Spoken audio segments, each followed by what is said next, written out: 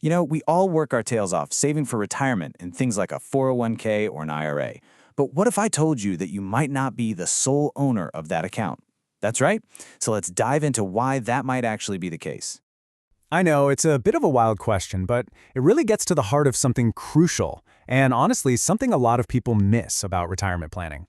You see, the moment you open a tax-deferred account, you've pretty much entered into a partnership. And, well, your new partner has some very, very specific rules. And this is where the game really begins.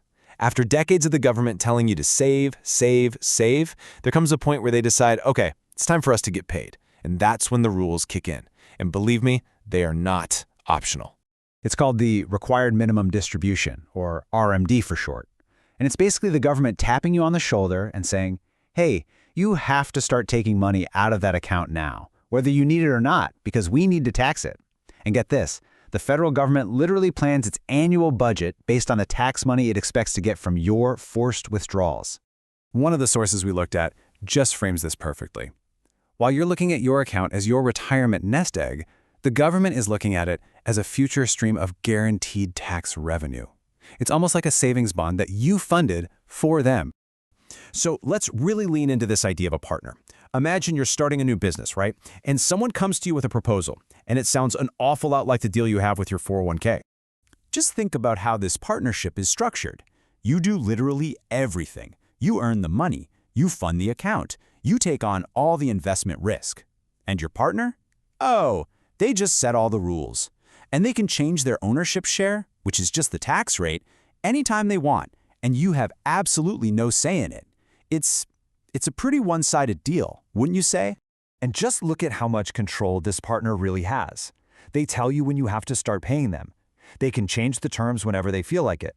And if you don't follow their rules to the letter, they hit you with some pretty big penalties. So even though your name is on the account, you have to wonder who's really in control. And that penalty is no joke. It's a whopping 25% of whatever amount you were supposed to take out.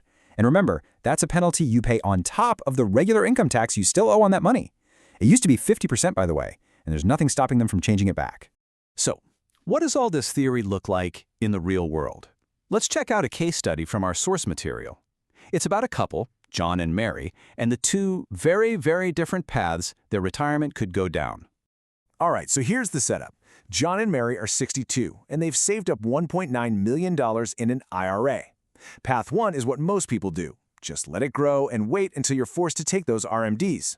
Path 2 is the proactive approach. Start strategically moving that money sooner into a tax-free environment, like a Roth account. Okay, so let's say they take the standard advice. They just let the money sit there, waiting for those mandatory withdrawals to start. What does their annual income actually look like after taxes? They end up with just under $78,000 a year. That's what's left after their silent partner, the government, takes its mandatory cut. Okay, so hold that number in your head, $78,000.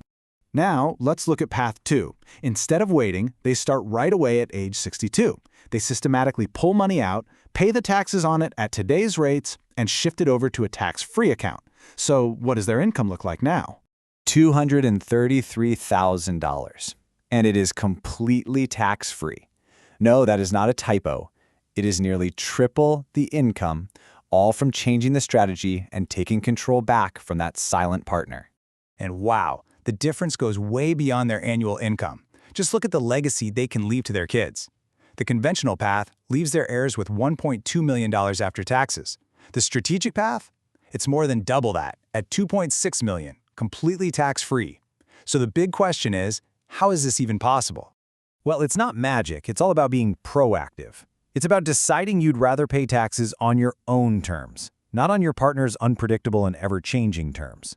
Let's break down how this strategic shift actually works. So the process is really about systematically moving money from the taxable world over to the tax-free world. Think Roth IRAs. You take out just enough each year to stay inside a favorable tax bracket, you pay the tax on it now, and then you move that money so it can grow and be used later, tax-free, forever. You're essentially buying out your business partner little by little over time. Okay, so a common question I hear is about early access. We all know the standard rule. There's a 10% penalty for withdrawals before you're 59 and a half. But there's a pretty powerful exception that not a lot of people know about. It's called the Rule of 55. And it means if you leave your job, whether you retire, you quit, you get laid off, anytime in or after the year you turn 55, you can start taking money from that company's 401k without that 10% early withdrawal penalty. This can be a huge tool for getting a head start on a strategic rollout like we've been talking about.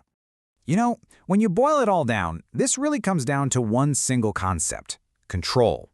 Are you going to let your silent partner dictate the terms of your own retirement, or are you going to take the wheel yourself? This quote from the source material just says it all. The conventional path can feel like you're stuck in a bad relationship where the other person has all the power. But the good news is there is a way to end that partnership and build a future entirely on your own terms. And really, that's the final question to leave you with.